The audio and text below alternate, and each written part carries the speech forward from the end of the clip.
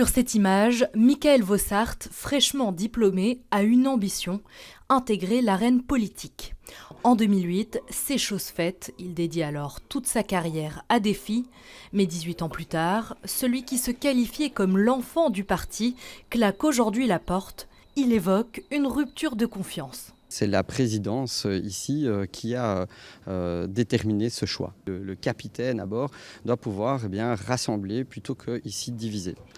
L'autre élément, c'est les coups de force qui ont eu lieu dans le cadre de l'élaboration de la liste, puisque nous avons eu une liste qui a d'abord été votée à 60%, ce qui est prévu dans le statut, et sans réel recours, sans justification en tant que telle, on est repassé à un vote par coup de force successif. Dans la première configuration de la liste régionale, le Molenbeekois s'était vu proposer la 7e place.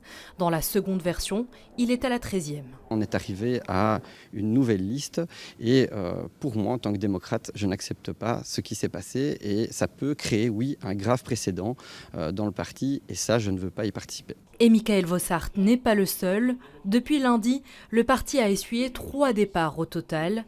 Mais du côté de la tête de liste à la région, le message est clair, pas de regret. En tout cas, il se fait plus de tort à lui-même qu'à autre chose. En se retirant de la liste, c'est lui qui se prive d'une chance de participer au projet à l'effort collectif. Donc moi, je souhaite avoir une liste avec des candidates et des candidats qui sont engagés pour le projet collectif. Si c'est ceux qui ne pensent qu'à penser à leur propre carrière qui s'en vont, le parti sera plus fort. Et à moins de 3 mois du scrutin, Défi semble plus divisé que jamais. À l'origine, l'extrême tension entre le président François de Smet et son prédécesseur Olivier Minguin.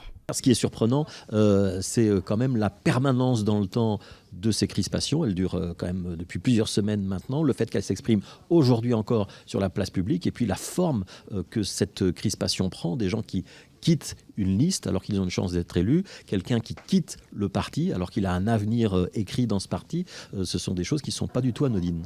Du côté de Michaël Vossart, le chemin en politique se fera quant à lui pour le moment en tant que député indépendant. Je ne peux pas présager de ce qui va se passer. En tous les cas, je le répète, ma démarche elle est prise à titre personnel.